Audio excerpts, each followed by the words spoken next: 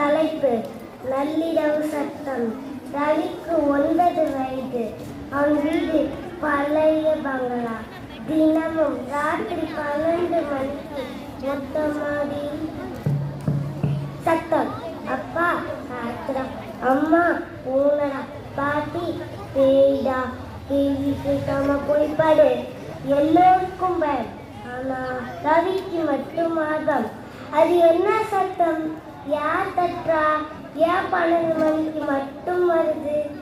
ஊரே சொல்லுச்சு, யாருக்குள்ளாரே பேய்கிட்ட வைத்துக்காரு.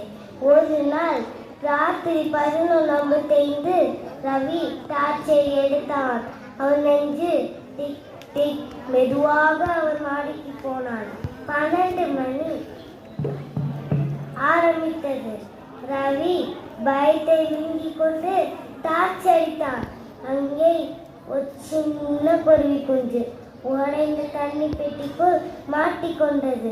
3 நாள் தண்ணி இல்லை, சாப்பாடும் இல்லை, சாக கிடந்தது. ரவி ஓடி போய் தூக்கினான், தண்ணீர் கொடுத்தான், காப்பாற்றினான். மறுநாள் பாட்டி அழுதுட்டே சொன்னாங்க, ரவி நீ பேய்க்கும் பயப்படல, உன்னை எதுக்கும் பயப்படல, அதனாலதான் ஒரு வீடை காப்பாற்றினோம். பயந்தால் கேள்வி சாகும், கேள்வி கேட்டால் பயம் சாகும். அன்னையிலிருந்து அந்த பங்களா பேர் என்ன தெரியுமா? தைரிய வீடு. நள்ளிரவு 12 மணிக்கு இப்ப கேட்கிற சத்தம் என்ன தெரியுமா? கீச்சு கீச்சு. ரவி காப்பாற்றின குருவியோட குருவி குஞ்சுகள். நன்றி.